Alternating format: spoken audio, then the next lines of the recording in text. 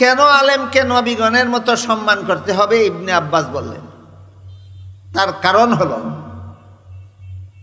দুনিয়াতে যখন নবীগণের আনাগুনা চলত, একদল নবী দুনিয়াতে আসতেন, আরেক দল নবী চলে যেতেন, আরেক দল নবী আসতেন, আরেক দল চলে যেতেন। এভাবে দুনিয়াতে যতদিন পর্যন্ত নবীগণের আনাগুনা ছিল, ততদিন পর্যন্ত দুনিয়াবাসী মানুষকে জাহান্নাম থেকে বাঁচার পথ প্রদর্শন করার দায়িত্ব পালন করতেন নবীগণ। বুঝে থাকলে বলুন তো, দুনিয়াবাসী মানুষকে জাহান্নাম থেকে বাঁচার পথ দেখাবার দায়িত্ব কারা পালন করতেন? নবীগণ। কিন্তু আল্লাহ পাক রব্বুল আলামিন আমাদের নবীকে যেহেতু শেষ নবী বলে কোরআনে ঘোষণা দিয়েছেন, তাই আমাদের নবী দুনিয়ার থেকে বিদায় হওয়ার পর আল্লাহ এই দুনিয়াতে আর কাউকে নূতনভাবে নবী বানাবেন না। যেহেতু আমাদের নবী শেষ নবী, কাজেই আর কোনো মানুষকে নবী বানাবার ধারাবাহিকতা এখানেই সমাপ্ত। তাই আমাদের নবী শেষ নবী দুনিয়ার থেকে বিদায় হওয়ার পরে যারা দুনিয়াতে আসবে, এদের কি জাহান্নাম থেকে বাঁচার পথ চিনার দরকার হবে? দেখাবে কে? নবী তো নাই, একমাত্র আলেমগণ। শেষ নবীর আবির্ভাবের, শেষ নবীর দুনিয়ার থেকে বিদায় হওয়ার পর থেকে কিয়ামত পর্যন্ত দুনিয়াবাসী মানুষকে জাহান্নাম থেকে বাঁচার পথ দেখাবার দায়িত্বটা নবীগণের স্থলবর্তী হিসাবে আলেমগণ পালন করে যাবে। এই জন্য হাদিস শরীফে আল্লাহর রাসূল বলেছেন, ওয়া ইন্নাল উলামা ওয়ারাসাতুল আম্বিয়া, আলেমগণ নবীগণের উত্তরাধিকারী। আলেমগণ নবীগণের দায়িত্ব পালন করবেন। এই জন্য ইবনে আব্বাস বলেন আলেমগণকে নবীগণের মতো সম্মান করতে হবে। কথাটা সহজে বোঝার জন্য আমি একটা উদাহরণ দিয়ে থাকি, সেটা হলো, ধরুন একটা সন্তান তার মায়ের গর্ভে থাকাকালেই তার পিতা মারা গেলেন। এই এতিম সন্তান গর্ভ থেকে ভূমিষ্ঠ হওয়ার পর সন্তানটাকে লালন পালন করলেন তার চাচা, লেখাপড়া শিক্ষা দিয়ে মানুষ রূপে গড়ে তুললেন তার চাচা। বলুন তো, সন্তান জন্ম হওয়ার পর তাকে লালন পালন করে লেখাপড়া শিক্ষা দিয়ে মানুষ রূপে গড়ে তোলার দায়িত্বটা আসলে কার? পিতার। পিতার অবর্তমানে পিতার দায়িত্ব পালন করলেন কে? চাচা। এখন যদি কোনো মুরব্বী এই এতিম ছেলেটাকে বলেন,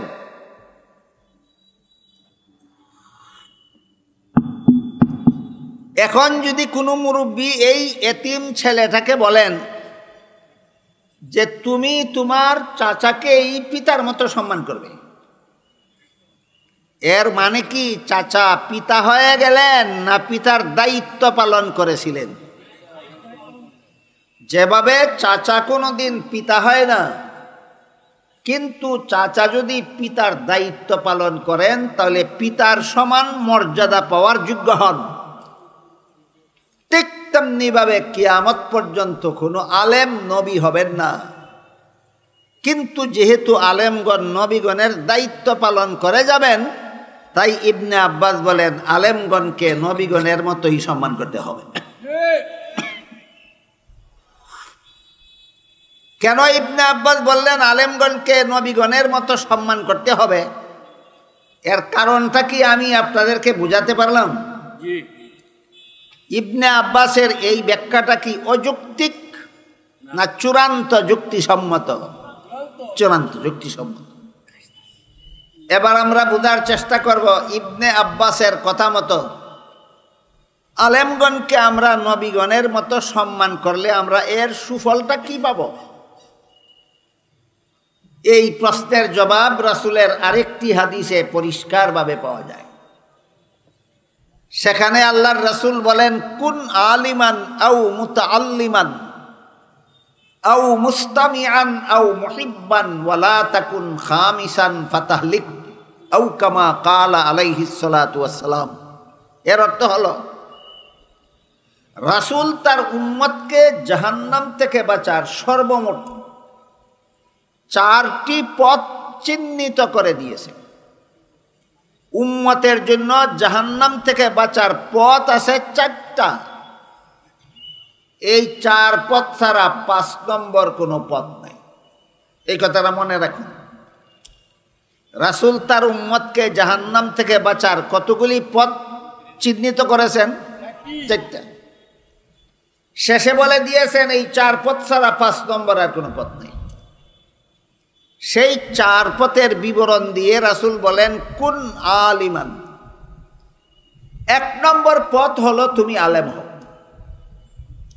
আলেম হওয়াটা জাহান্নাম থেকে বাঁচার 1 নম্বর পথ। আলেম হওয়ার সুযোগ যাদের হয়নি তাদেরকে রাসূল বলেন তুমি আলেমের ছাত্র হও। আলেমের ছাত্র হওয়াটা জাহান্নাম থেকে বাঁচার 2 নম্বর পথ। আলেমের ছাত্র হওয়ারও সুযোগ যাদের হয়নি, আমাদের দেশে সাধারণত যারা মাদ্রাসায় লেখাপড়া করে আনুষ্ঠানিক লেখাপড়া সমাপ্ত করেন তারা আলেম হন।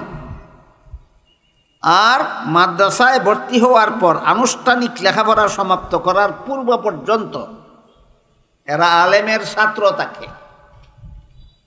সোজা কথায় বলা যায় মাদ্রাসায় যারা পড়ান তারা হলেন আলেম, আর মাদ্রাসায় যারা পড়ে তারা আলেমের ছাত্র। কিন্তু সমাজের সিংহভাগ মানুষের পক্ষে না আলেম হওয়ার সুযোগ আছে না আলেমের ছাত্র হওয়ার সুযোগ আছে। সংসারের অনেক গুরুত্বপূর্ণ কাজ নিয়ে ব্যস্ত থাকার কারণে কেউ কৃষিকাজ নিয়ে ব্যস্ত থাকেন।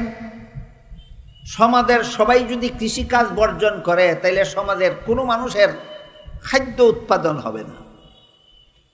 বুঝে থাকলে বলুন তো কৃষিকাজটা কি একটা মামুলি কাজ না অত্যন্ত গুরুত্বপূর্ণ?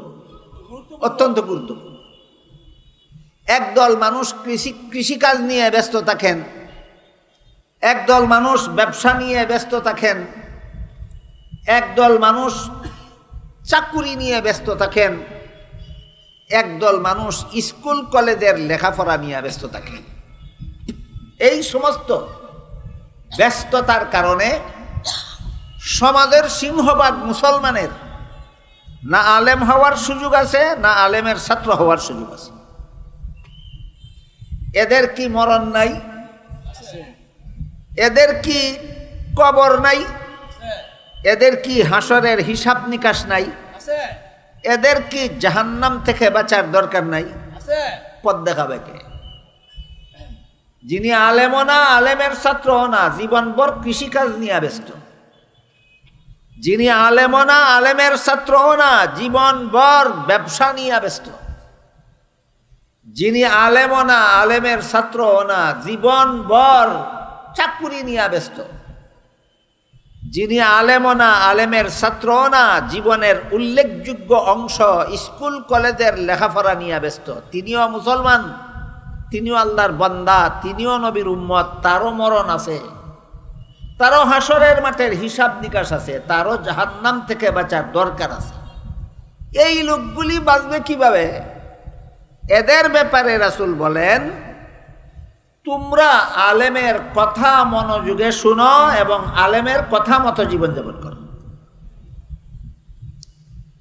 তুমি আলেম হতে পারোনি, আলেমের ছাত্রও হতে পারোনি, সংসারের ঝামেলা নিয়ে ব্যস্ত থাকার কারণে তোমার জন্য জাহান্নাম থেকে বাঁচার 3 নম্বর পথ হলো তুমি আলেমদের কথা মনোযোগে শুনো আর আলেমের কথা মতো জীবনযাপন করো।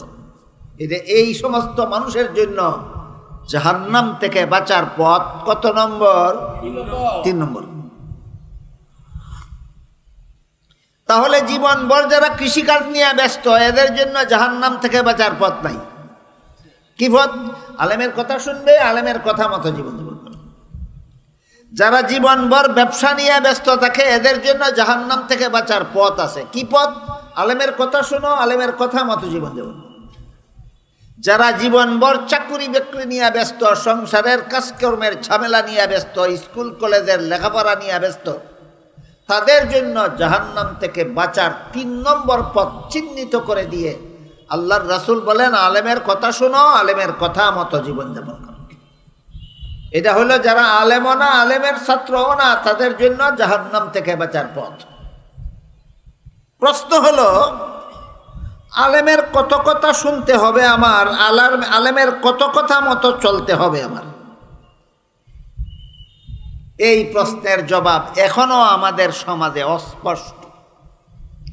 এখনো অনেক মুসলমানের জানা নাই যে আমি আলেমও না, আলেমের ছাত্রও না। রাসূল বলেছেন আলেমের কথা শুনে তার কথা মতো জীবনযাপন করতে।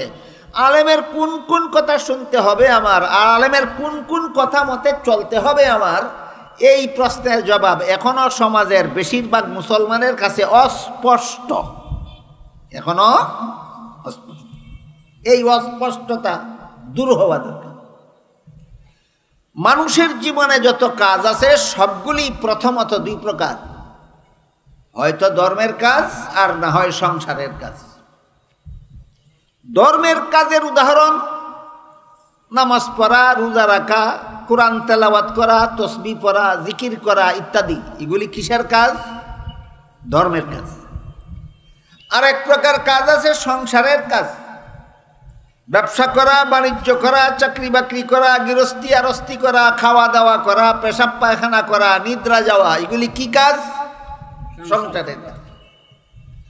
ধর্মের কাজগুলি আমরা আলেমদের কথা মতো আমাদের করতে হবে। কেন? শুদ্ধ হওয়ার জন্য। ধর্মের কাজগুলি আলেমদের কথা মতো করতে হবে কেন? শুদ্ধ হওয়ার জন্য। বলুন তো আপনারা, কিভাবে নামাজ পড়লে শুদ্ধ হয় আর কিভাবে নামাজ পড়লে ভুল হয় জানে কে? তাহলে আমার নামাজ পড়তে হবে কার কথা মতো? আলেমের কথা মতো। কিভাবে ওযু করলে শুদ্ধ হয়, কিভাবে করলে ভুল হয় আলেমরা জানেন, কাজে আমাকে ওযু করতে হবে আলেমদের কথা মতো। কিভাবে কোরআন তেলাওয়াত করলে শুদ্ধ হয়, কিভাবে কোরআন তেলাওয়াত করলে ভুল হয় আলেমরা জানেন, সুতরাং আমার তিলাওয়াত করতে হবে আলেমদের কথা মতো। কাজেই ধর্মের কাজগুলি আমাদের আলেমদের কথা মতো করতে হবে। কেন? জবাব হলো শুদ্ধ হওয়ার জন্য। ভুলে যাবেন না, ধর্মের কাজগুলি আলেমদের কথা মতে করতে হবে কেন? শুদ্ধ হওয়ার জন্য। আলেমের কথা ছাড়া নিজের ইচ্ছা মতো ধর্মের কাজ করবেন, এটা ভুল হবে, আল্লাহর কাছে গ্রহণযোগ্য হবে না। আলেমের কথা ছাড়া ধর্মের কোনো কাজ নিজের ইচ্ছা মতো করলে বলুন শুদ্ধ হবে না ভুল হবে? ভুল হলে সেটা আল্লাহর কাছে গ্রহণযোগ্য হবে নাকি হবে না? গ্রহণযোগ্য হবে না। যেমন এক হাদিসে উল্লেখ আছে, রাসূল করিম সাল্লাল্লাহু আলাইহি ওয়াসাল্লাম এক ব্যক্তিকে নামাজ পড়তে দেখলেন। এমনভাবে নামাজ পড়ে রুকুত থেকে সোজা হয়ে দাঁড়াবার আগেই সেজদাতে চলে যায়। প্রথম সেজদাত থেকে সোজা হয়ে বসার আগেই দ্বিতীয় সেজদাতে চলে যায়। সালাম ফিরাবার পরে রাসূল বলেন, তোমার নামাজ শুদ্ধ হয়নি, আবার পড়ো। লোকটা আবার নামাজ পড়লো এভাবেই। রাসূল আবার বললেন, তোমার নামাজ শুদ্ধ হয়নি, আবার পড়ো। আবারও লোকটা নামাজ পড়লো এভাবেই। তৃতীয়বার যখন রাসূল বললেন তোমার নামাজ শুদ্ধ হয়নি, তখন লোকটা বলল, আমার কিভাবে নামাজ পড়লে শুদ্ধ হয় আমি জানি না, আপনি আমাকে শিক্ষা দিন। তখন রাসূল বললেন, তুমি রুকুত থেকে সোজা হয়ে দাঁড়াবে, তারপরে সেজদাতে যাবে। প্রথম সেজদাত থেকে সোজা হয়ে বসবে, তারপরে দ্বিতীয় সেজদাতে যাবে। এবার বলুন তো আপনারা, লোকটা প্রথম 3 বার যে নামাজ পড়ল শুদ্ধ না ভুল? গ্রহণযোগ্য? গ্রহণযোগ্য না। তাহলে কিভাবে নামাজ পড়লে শুদ্ধ হবে রাসূল তাকে শিক্ষা দিলেন। রাসূলের অবর্তমানে এইভাবে সমস্ত উম্মতকে ধর্মের কাজগুলি কিভাবে করলে শুদ্ধ হয় আর কিভাবে করলে ভুল হয় আলেমগণ শিক্ষা দিবেন। এজন্য ধর্মের যাবতীয় কাজ আমরা আলেমদের কথা মতো করব। কেন? শুদ্ধ শুদ্ধ হওয়ার জন্য। বাকি রইল সংসারের কাজ। সংসারের কাজ কোনটা কিভাবে করলে শুদ্ধ হয় আর কিভাবে করলে ভুল হয় অনেকগুলি আলেমরা জানেন না, অন্যরা জানেন। সংসারের কোন কাজ কিভাবে করলে শুদ্ধ হয় আর কিভাবে করলে ভুল হয় এর অনেকগুলি আলেমদের জানা নাই, যারা করে তাদের জানা আছে। কাজেই সংসারের কাজ ভুল শুদ্ধ সাব্যস্ত করার জন্য আলেমদের কথা মতো করতে হবে না। কিন্তু সংসারের কাজ কতগুলি কাজ আছে, এগুলি এমন কিছু পদ্ধতি আছে যেই পদ্ধতিতে সংসারের কাজ করলে হালাল হয়, আর কোনো কোনো পদ্ধতিতে সংসারের কাজ করলে হারাম হয়। সংসারের কাজ কিভাবে করলে শুদ্ধ হয়, কিভাবে করলে ভুল হয় আলেম নাও জানতে পারেন, কিন্তু কিভাবে করলে হালাল হয় আর কিভাবে করলে হারাম হয় সেটা আলেমগণ জানেন। এজন্য সংসারের কাজগুলি আলেমদের কথা মতো করতে হবে, শুদ্ধ হওয়ার জন্য না হালাল হওয়ার জন্য? হালাল হওয়ার জন্য। যেমন উদাহরণ দেখুন, এশার নামাজ না পড়েই একজন ঘুমিয়ে গেল। বাংলাদেশের কোনো মুসলমান এশার নামাজ না পড়ে ঘুমায়? কিছু না বেশিরভাগ? বর্তমান সমাজের বেশিরভাগ মুসলমান এশার নামাজ না পড়েই ঘুমায়। এই ঘুম হালাল নয়, এটা হারাম। আবার ফজরের সময় ঘুম থেকে জাগে না, ঘুমিয়েই থাকে, ওইটাও হারাম। এশার নামাজ না পড়ে ঘুমাইল, করলো এক হারাম, ঘুমানি ছিল সংসারের কাজ। আবার ফজরের নামাজ না পড়ে ঘুমিয়ে রইল, করলো আরেকটা হারাম। বুঝে থাকলে বলুন তার ঘুমটা হালাল হইল না হারাম? হারাম। তোমার এক রাতের হারাম ঘুম তোমাকে জাহান্নামে নিয়ে যাবে। কি সুদ খাইয়া জাহান্নামে গেল, না ঘুষ খাইয়া জাহান্নামে গেল, না মদ খাইয়া জাহান্নামে গেল, না গাঞ্জা খাইয়া জাহান্নামে গেল, না এক রাতের ঘুম তাকে জাহান্নামে নিয়ে গেল? এক রাতের ঘুম জাহান্নামে নিয়ে গেল কেন? মনে করে সংসারের কাজ। আলেমকে কি জিজ্ঞেস করবো, আমি ভালো জানি, আমি ভালো জানি। এই মনোভাব তাকে পথভ্রষ্ট করে দিল, এক রাতের ঘুম তাকে জাহান্নামে নিয়ে যাবে। সুতরাং কিভাবে ঘুমালে হালাল হয় আর কিভাবে ঘুমালে হারাম হয় এটা আর কেউ জানে না, একমাত্র আলেমগণ জানেন। কাজে আপনি যদি মনে করেন আমার সংসারের কাজ যেন আমাকে জাহান্নামে নিয়ে যেতে না পারে, তাহলে সংসারের কাজ আলেমগণ যেই কাজ যেভাবে করলে হালাল হয় বলবেন সেই কাজ সেইভাবেই করতে হবে। আলেমগণ সংসারের যেই কাজ যেভাবে করলে হারাম হয় বলেন সেই কাজ ছাড়তে হবে জাহান্নাম থেকে বাঁচতে হলে। অন্য হাদিসে রাসূল করিম সাল্লাল্লাহু আলাইহি ওয়াসাল্লাম বলেন, কেউ যদি এশার নামাজ জামাতের সাথে পড়ে ঘুমায়, এবার তার ঘুমটা হবে হারাম না হালাল? এশার নামাজে জামাতের সাথে পড়ে ঘুমাইল, আল্লাহর রাসূল বলেন এই জন্য তার অর্ধেক রাতের ঘুম ইবাদতে লেখা হয়। আবার ফজরের সময় ঘুম থেকে জেগে যদি ফজরের নামাজটাও জামাতের সাথে পড়ে, বাকি অর্ধেক রাতের ঘুম তার ইবাদতে লেখা হয়ে যাবে। কাজেই যেই ব্যক্তি এশার নামাজও জামাতের সাথে পড়ে ঘুমাইল আর ঘুম থেকে জাগে ফজরের নামাজও জামাতের সাথে পড়ল, তার ব্যাপারে রাসূল বলেন এশার পর থেকে ফজর পর্যন্ত সারা রাত যত ঘুম ঘুমাইল সারা রাতের ঘুম তার ইবাদতে লেখা হয়ে গেল। এই লোকের ঘুম তাকে কোথায় নিবে? জান্নাতে। দেখেন ঘুমাইছে দুইজন, একজন 8 ঘন্টা ঘুমাইছে, তার ঘুম তারে জাহান্নামে নিয়ে যাবে, আর একজন 8 ঘন্টা ঘুমাইছে, তার ঘুম তাকে জান্নাতে নিয়ে যাবে। ঘুমানি ছিল সংসারের কাজ। একজনের ঘুম কেন জাহান্নামে নিল আর একজনের ঘুম কেন তাকে জান্নাতে নিল? শুধু হালাল হারামের ব্যবধান। কিসের ব্যবধান? হালাল হারামের ব্যবধান। হারাম উপায়ে ঘুমাইলে এক রাতের ঘুমাই যথেষ্ট তোমাকে জাহান্নামে নিয়ে যাওয়ার জন্য। হালাল উপায়ে ঘুমাইলে এক রাতের ঘুমই সারা রাতের ইবাদত বন্দেগীর সওয়াব পাওয়ার জন্য যথেষ্ট। এইভাবে সংসারের যত কাজ আছে সবগুলি কাজ হয়তো হালাল না হয় হারাম। সংসারের কাজ যদি আপনি হারাম উপায়ে করেন, সংসারের কাজ আপনাকে জাহান্নামে নিয়ে যাবে। এই জন্য সংসারের কাজ করেও মুসলমানকে জাহান্নাম থেকে বাঁচতে হলে সংসারের কাজগুলিও আলেমদের কথা মতো করতে হবে, শুদ্ধ হওয়ার জন্য না হালাল হওয়ার জন্য। এবার দুই প্রশ্নের জবাব স্মরণ করুন। ধর্মের কাজগুলি আলেমদের কথা মতো করব কেন? শুদ্ধ হওয়ার জন্য। সংসারের কাজগুলি আলেমদের কথা মতো করব কেন? হালাল হওয়ার জন্য। এই জন্য রাসূল বলেন আও মুস্তামিআন, তুমি যদি আলেমও না হও, আলেমের ছাত্রও হতে না পারো, তাহলে জীবনের সকল কাজ আলেমের কথা মতো করো, আলেমের কথা মনোযোগে শুনো আর তাদের কথা মতো কাজগুলি করো। তাহলে সংসারের কাজ তোমাকে জাহান্নামে নিতে পারবে না, তোমার কৃষিকাজ তোমাকে জাহান্নামে নিতে পারবে না, তোমার ব্যবসা তোমাকে জাহান্নামে নিতে পারবে না, তোমার চাকুরি তোমাকে জাহান্নামে নিতে পারবে না, তোমার স্কুল কলেজের পড়া তোমাকে জাহান্নামে নিতে পারবে না।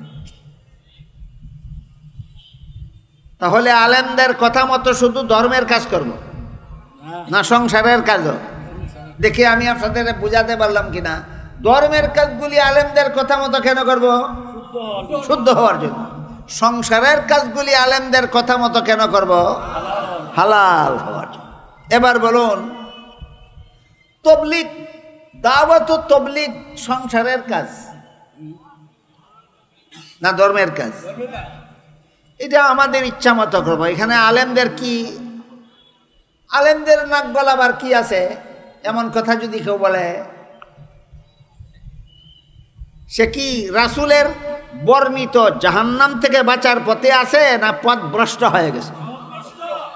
যেমনভাবে মাদ্রাসা চলতে হবে আলেমদের কথা মতো, যেমনভাবে মসজিদ চলতে হবে আলেমদের কথা মতো, যেভাবে সভা সমাবেশ চলতে হবে আলেমদের কথা মতো, যেভাবে সংসারের কাজগুলি করতে হবে জাহান্নাম থেকে বাঁচতে হলে আলেমদের কথা মতো, যেমনভাবে নামাজ রোজা করতে হবে আলেমদের কথা মতো, যেমনভাবে জিহাদ করতে হবে আলেমদের কথা মতো, তেমনিভাবে দাওয়াত ও তবলিগের কাজ করতে হবে আলেমদের কথা মতো।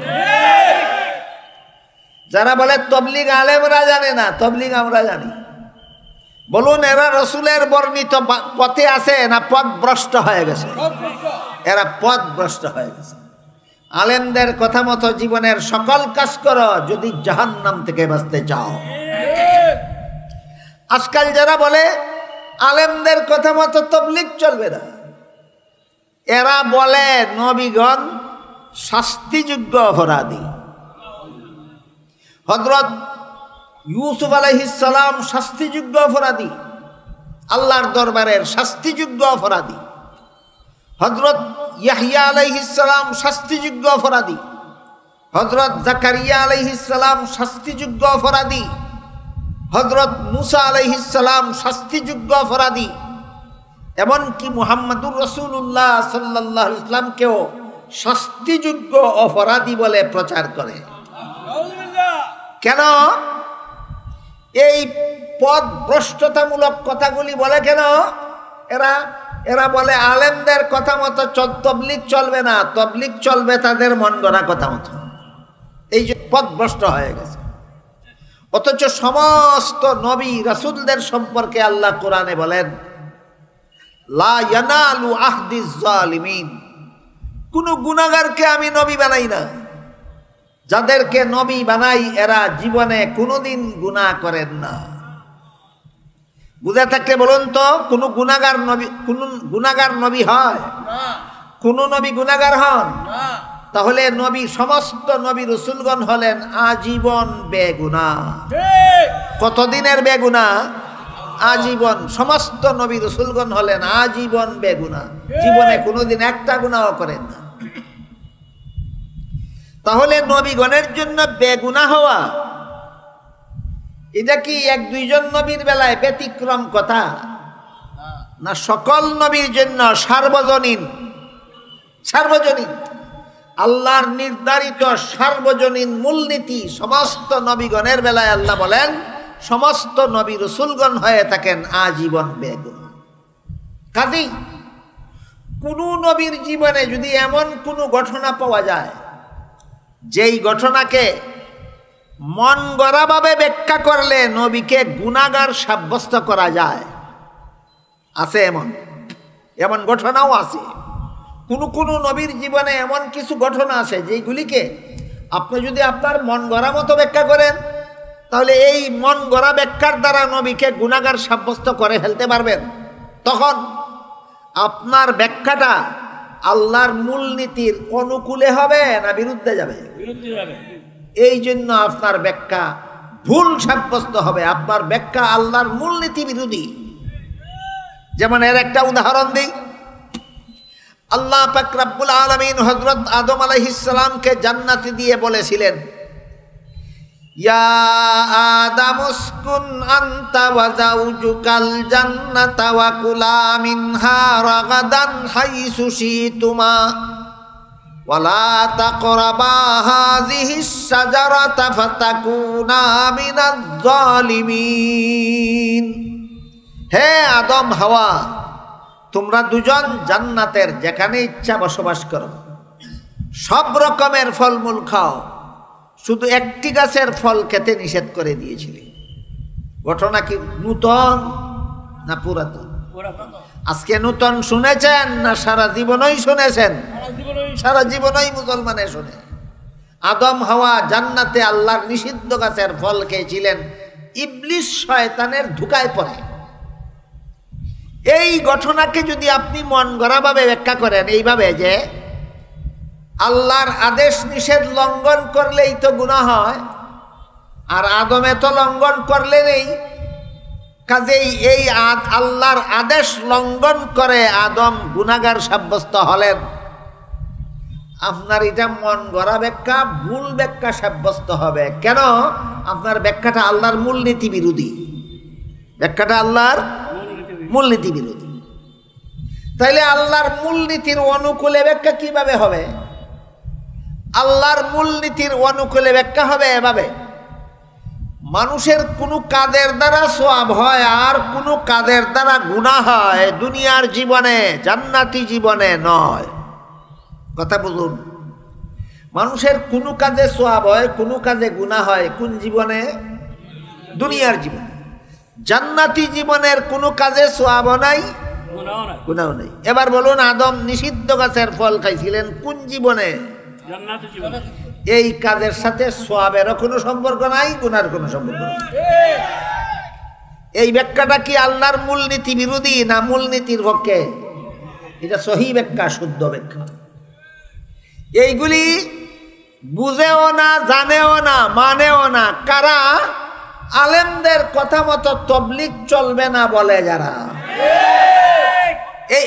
এই জন্য এরা ইউসুফ আলাইহিস সালামকে শাস্তিযোগ্য অপরাধী সাব্যস্ত করে, হযরত জাকারিয়া আলাইহিস সালামকে শাস্তিযোগ্য অপরাধী সাব্যস্ত করে, হযরত মুসা আলাইহিস সালামকে শাস্তিযোগ্য অপরাধী সাব্যস্ত করে, মুহাম্মাদুর রাসূলুল্লাহ সাল্লাল্লাহু আলাইহি ওয়াসাল্লামকে শাস্তিযোগ্য অপরাধী সাব্যস্ত করে।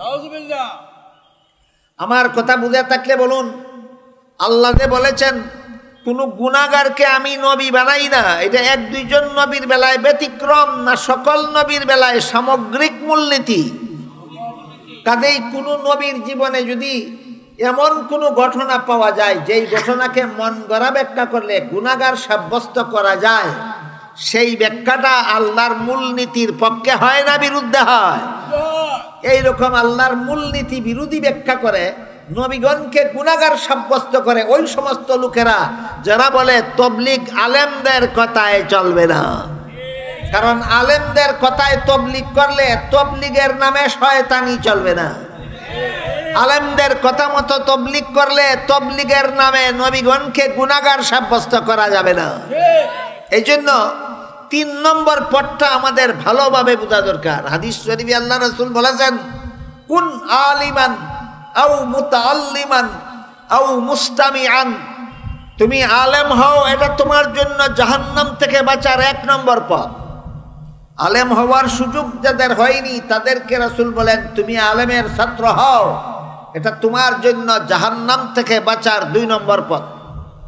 আলেমের ছাত্র হওয়ারও সুযোগ যাদের নেই, তারা জীবনের সকল কাজ আলেমদের কথা মতো করো, শুধু তবলিগটা নিজেদের ইচ্ছা মতো করো না। তবলিগ সহ, হ্যাঁ তবলিগ সহ সকল কাজ আলেমদের কথা মতো করো যদি জাহান্নাম থেকে বাঁচতে চাও। আলেমদের কথা ছাড়া মন গড়া মতে নামাজ পড়লে এই নামাজ জাহান্নামে নিয়ে যাবে। আলেমদের কথা ছাড়া মন গড়া মতো রোজা রাখলে এই রোজা তোমাকে জাহান্নামে নিয়ে যাবে। আলেমদের কথা ছাড়া মন গড়া মতো কুরআন তেলাওয়াত করলে তোমার কুরআন তেলাওয়াত তোমাকে জাহান্নামে নিয়ে যাবে। আলেমদের কথা ছাড়া মন গড়া মতো তবলিগ করলে এই তবলিগ তোমাকে জাহান্নামে নেওয়ার জন্য যথেষ্ট হবে। এবার বলুন, আলেমদের কথা মতো জীবনের কত কাজ করব? হ্যাঁ, জীবনের সকল কাজ। ধর্মের কাজগুলি আলেমদের কথা মতো করব শুদ্ধ হওয়ার জন্য, আর সংসারের কাজগুলি আলেমদের কথা মতো করব হালাল হওয়ার জন্য। মনে থাকবে সারা জীবন, বুঝে থাকতে বলুন, ধর্মের কাজগুলি আলেমদের কথা মতো করব কেন? শুদ্ধ হওয়ার জন্য। আর সংসারের কাজগুলি আলেমদের কথা মতো করব হালাল হওয়ার জন্য। এবার 4 নম্বর পথ। রাসূল বলেন আও মুহিব্বান, কোনো মানুষ যদি এমন হয় যার আলেম হওয়ার তো সুযোগ নাই, আলেমের ছাত্র হওয়ারও সুযোগ নাই, এমনকি আলেমের কথা শোনারও সুযোগ নেই, এমন যদি হয়, এমন অবস্থা যদি কারো বেলায় দাঁড়ায় যে তার আলেমের কথা শোনারও সুযোগ নাই, আপনাদের মনে হয়তো প্রশ্ন জাগতে পারে যে এমন একটা ইসলামী মহাসম্মেলনে আসলেই তো আলেমদের কথা শোনার সুযোগ পাওয়া যায়, তাহলে আলেমদের কথা শোনার সুযোগ থাকে না কিভাবে? এই প্রশ্নের জবাব উদাহরণস্বরূপ বলি।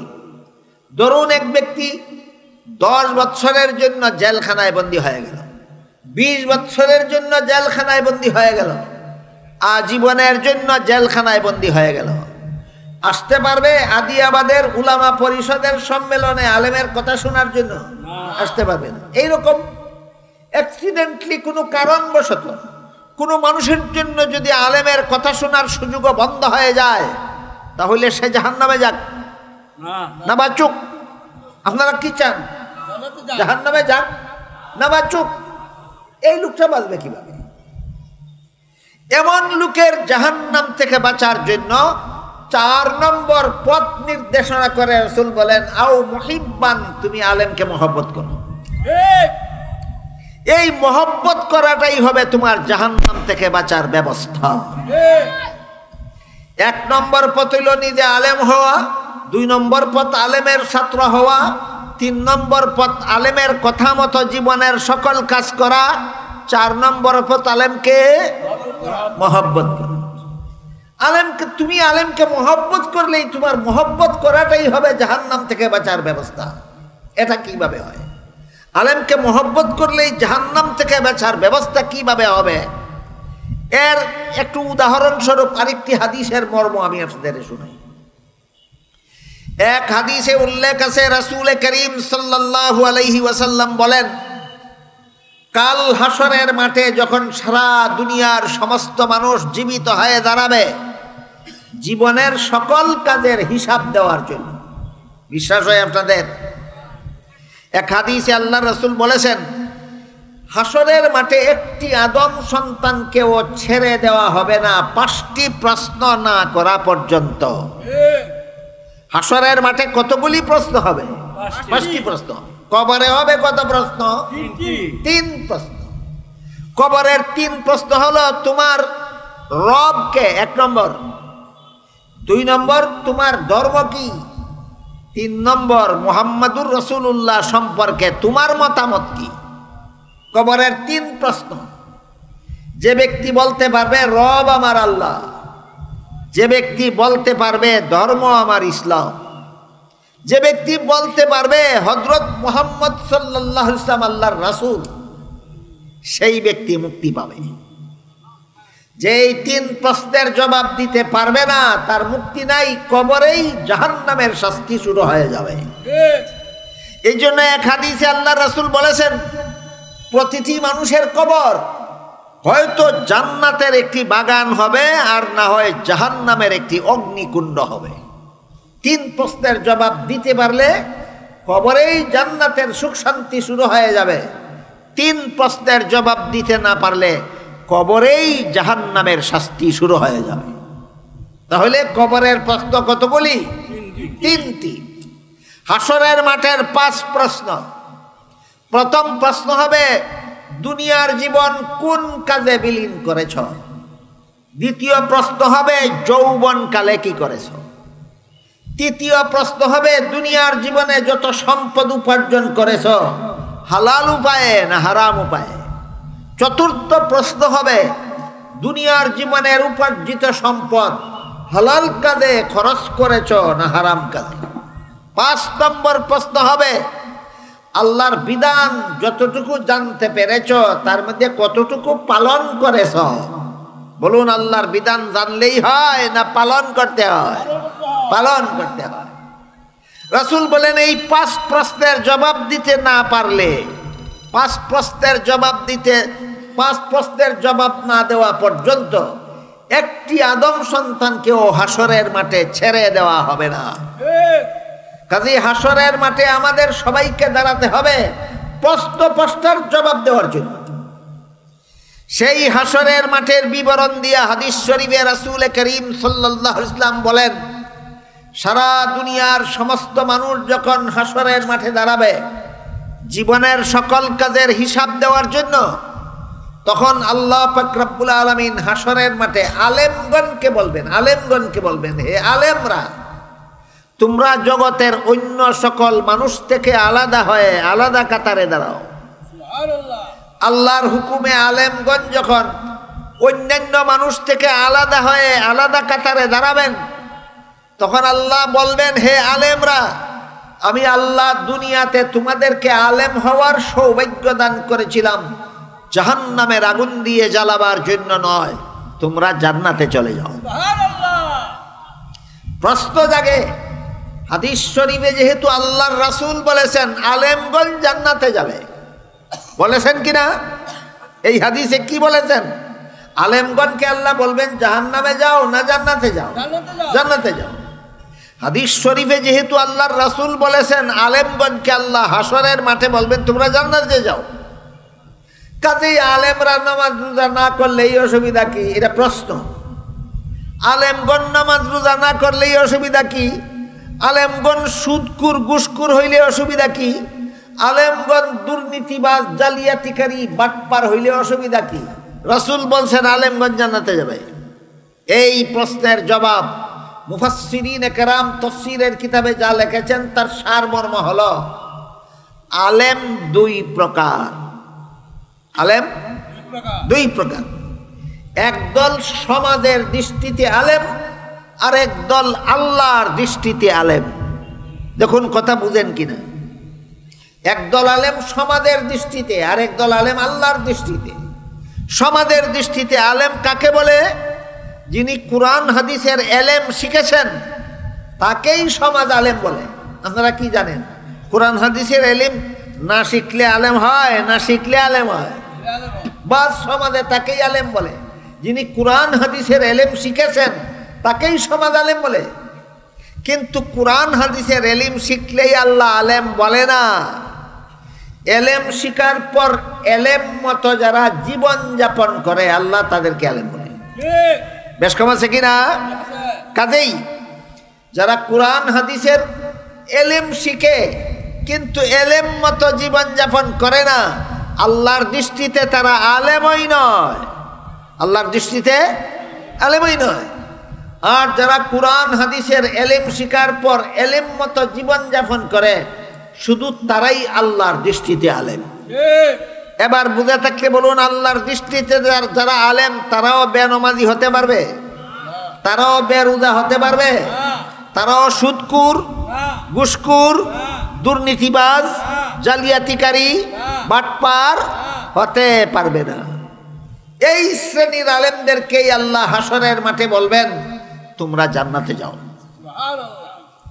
হাদিস শরীফে আল্লাহর রাসূল আরো বলেছেন, আল্লাহর হুকুমে আলেমগণ যখন হাসরের মাঠ থেকে জান্নাতের পথে রওনা হবেন, তখন তাদের জান্নাতে যাওয়ার পথের পাশে কিছু গুনাহগার মুসলমান দাঁড়িয়ে থাকবে। এরা আলেমও নয়, আবার গুনাহগারও। আলেমগণের জান্নাতের পথের পাশে কিছু গুনাহগার মুসলমান দাঁড়িয়ে থাকবে, এরা আলেমও নয়, গুনাহগারও। এইরকম গুনাহগার মুসলমানেরা আলেমগণকে জান্নাতে যাওয়ার পথে পিছন থেকে ডাকবে আর বলবে, হুজুর আমার একটা কথা শুনে যান। কি কথা? কেউ বলবে, আমি দুনিয়াতে আপনাকে মহব্বত করতাম, তাই আপনাকে আমি এক গ্লাস পানি পান করাইছিলাম। আপনারা বলুন, একজন আলেমকে একজন সাধারণ মুসলমান এক গ্লাস পানি পান করায় দুশ্মনির কারণে না মহব্বতের কারণে? এক গ্লাস পানি পান করাতে কতশো টাকা লাগে?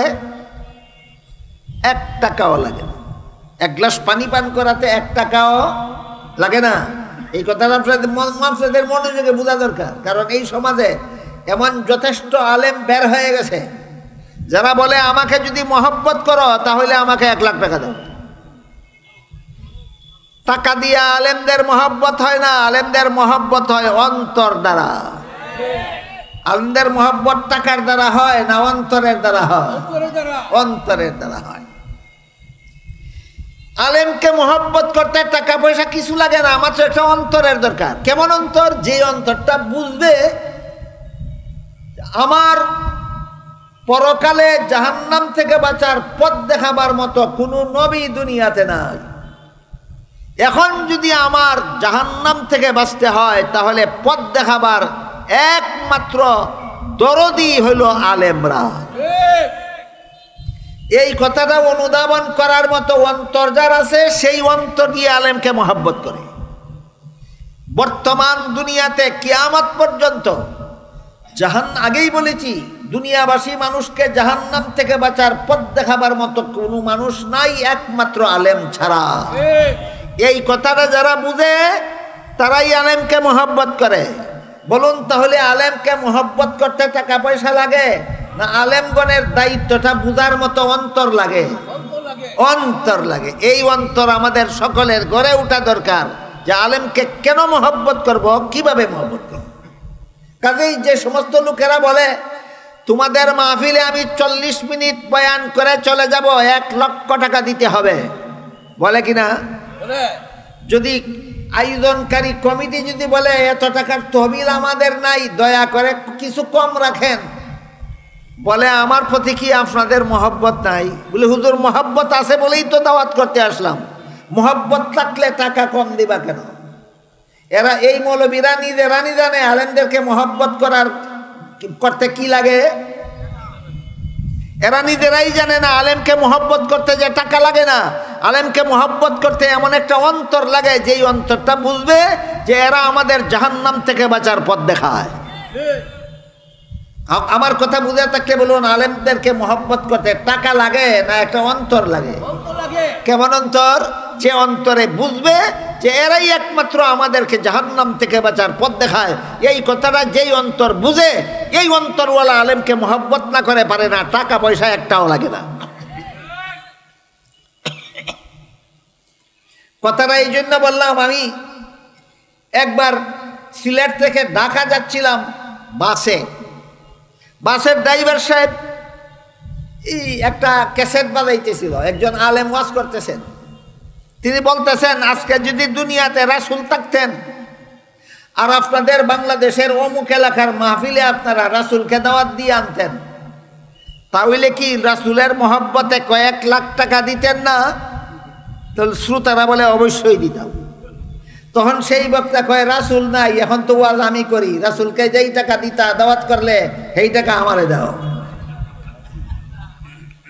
বলেন, এই সমস্ত মৌলবীরা আপনাদেরকে জাহান্নাম থেকে বাঁচার মতো দরদ মাখা অন্তর নিয়ে বয়ান করে না, পকেট গরম করার জন্য বয়ান করে? এরা আল্লাহর দৃষ্টিতে আলেম নয়, এরা সমাজের দৃষ্টিতে আলেম। এই জন্য আল্লাহর দৃষ্টিতে আলেম আর সমাজের দৃষ্টিতে আলেমের পার্থক্য পরিষ্কারভাবে জানা দরকার, বোঝা দরকার। রাসূল যে বলেছেন আলেমকে মহব্বত করো, এই মহব্বত করাটাই হবে তোমার জাহান্নাম থেকে বাঁচার ব্যবস্থা।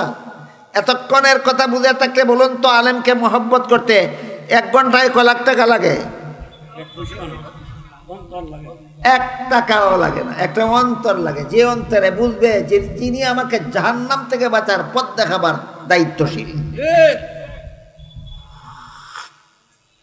তাই রাসূল বলেন, হাসরের মাঠ থেকে আলেমগণ আল্লাহর হুকুমে যখন জান্নাতের পথে রওনা হবেন, কিছু গুনাহগার মুসলমান তার জান্নাতে যাওয়ার পথের পাশে দাঁড়িয়ে থাকবেন। কোন গুনাহগার মুসলমান কোন আলেমকে পিছন থেকে ডেকে বলবেন, হুজুর আমার একটা কথা শুনে যান। কি কথা?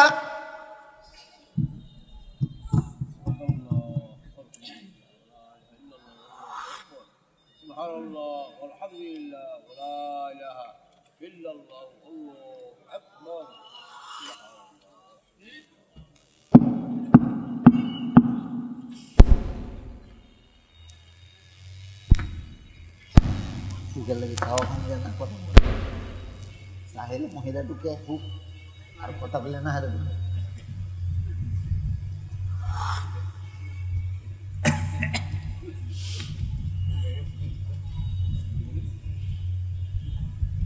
একজন গুনাহগার মুসলমান জান্নাতে যাওয়ার পথে পিছন থেকে দেখে একজন আলেমকে বলে, হুজুর আমি দুনিয়াতে আপনাকে 1 গ্লাস পানি পান করেছিলাম। বলুন, 1 গ্লাস পানি পান করাইছিল দুশ্মনির কারণে না মহব্বতের কারণে? কত টাকা খরচ করিয়া? 1 পয়সা। আল্লাহ রাসূল বলে, আরেকজন গুনাহগার মুসলমান জান্নাতে যাওয়ার পথে আরেকজন আলেমকে ডেকে বলে, হুজুর আমি দুনিয়াতে আপনাকে 1 বদনা উযুর পানির ব্যবস্থা করে দিয়েছিলাম। আপনার পুকুর থেকে 1 বদনা পানি উঠাইয়া একজন আলেমকে উযু করতে দিতে কত টাকা লাগে? 1 টাকাও না লাগে। একটা অন্তর, এমন অন্তর যাদের আছে এরাই আলেমদের সাথে মহব্বত রাখে। এইভাবে যে যা করেছিল, যে আলেমকে যেভাবে মহব্বত করেছিল, হাসরের মাঠে বলবে, তারপরে বলবে কিন্তু আজকে আমার গুনার কারণে আল্লাহ আমাকে জাহান্নামে যাওয়ার হুকুম দিয়ে ফেলেছেন। কিসের কারণে? গুনার কারণে আল্লাহ জাহান্নামে যাওয়ার হুকুম দিয়ে ফেলেছেন।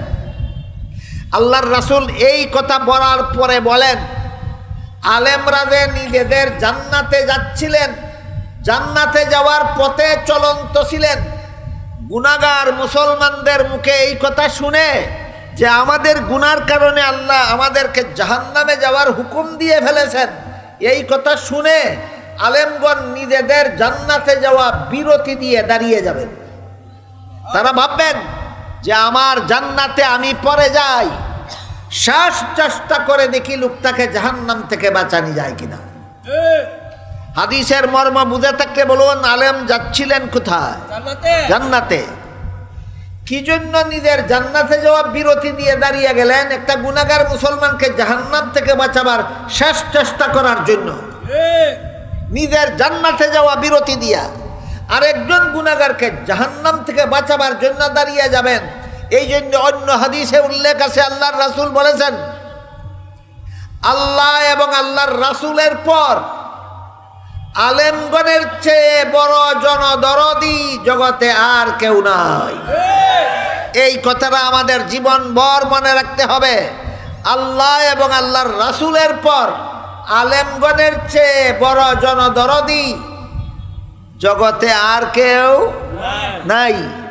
দুনিয়াতেও দুনিয়ার সকল প্রকার স্বার্থের লালসা বিসর্জন দিয়ে শুধু সমাজের মানুষকে জাহান্নাম থেকে বাঁচার পথ দেখাবার সাধনায় আলেমগণ জীবন বিলীন করে থাকেন।